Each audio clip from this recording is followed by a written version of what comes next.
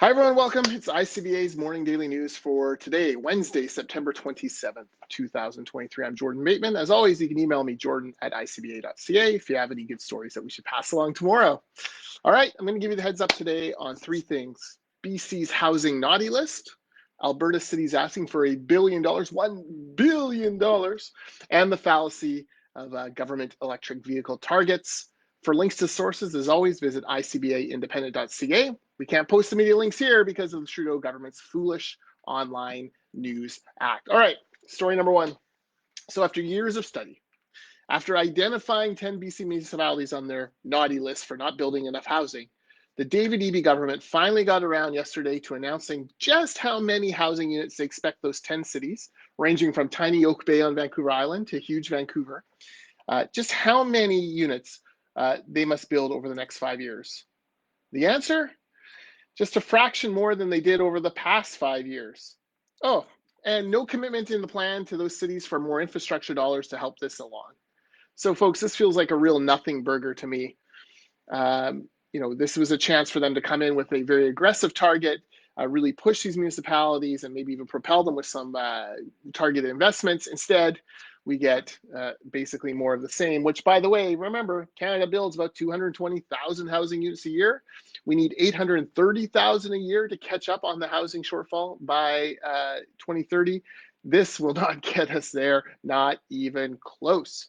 And now we have some breaking news from the Trudeau government that they're backing off on housing accelerator fund dollars for 2 Lower Mainland projects because Metro Vancouver, the regional district, is jacking up their development cost charges. That, of course, is layered on top of other Metro Vancouver member municipalities raising their own development cost charges, looking at you, Township of Langley, and making housing more unaffordable. So, again, here we have this complete split in government focus where one side of government or one level of government wants more housing, and the other level of government or the other side of government says, no, here's a bunch of things that layer on costs, make it harder to build, and make it more difficult to meet these goals. So our government policy on housing is just all over the map, and the first thing we need to do is get everyone on the same page. All right. Meanwhile, Alberta municipalities, they're meeting in Edmonton, and they're asking for $1 billion from the Smith government for infrastructure. Says St. Albert Mayor Kathy Heron, quote, "It's either raise taxes significantly or stop building, stop maintaining, stop repairing." I would suggest there are other options, which includes better managing your own resources and making sure that you're stretching every dollar as far as you possibly can. I'm not picking on St. Albert or on any particular Alberta municipality or even any municipality. It's a global thing for government. Make your dollars stretch farther, and people will be much more willing to talk about increasing financing for you. Anyways, Premier Smith speaks there Friday morning. No word if she's bringing the Alberta checkbook with her. Highly doubt she's got a $1 billion check plan for Friday, but it's only Wednesday today. Who knows what will happen in the next couple of days. Okay, and then on the heels of Chris Gardner and I attending and hearing Václav Smil debunk the West's ability to get to net zero carbon emissions within decades, I was very intrigued to see this new Fraser Institute study, which showed how Prime Minister Trudeau's and President Biden's electric vehicle goals are totally unachievable. Smil basically said the same thing on Monday night. Now we've got Fraser Institute data to back that up. Trudeau wants 60% electric vehicles by 2030 and 100% by 2035.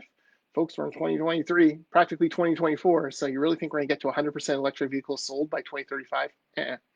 Biden, meanwhile, wants 2/3, 67% by 2032. Not going to happen, folks.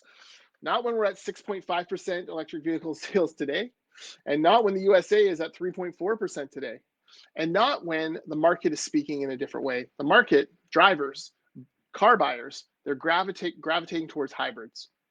I got to tell you, no amount of government intervention, not even billions in subsidies, will change that.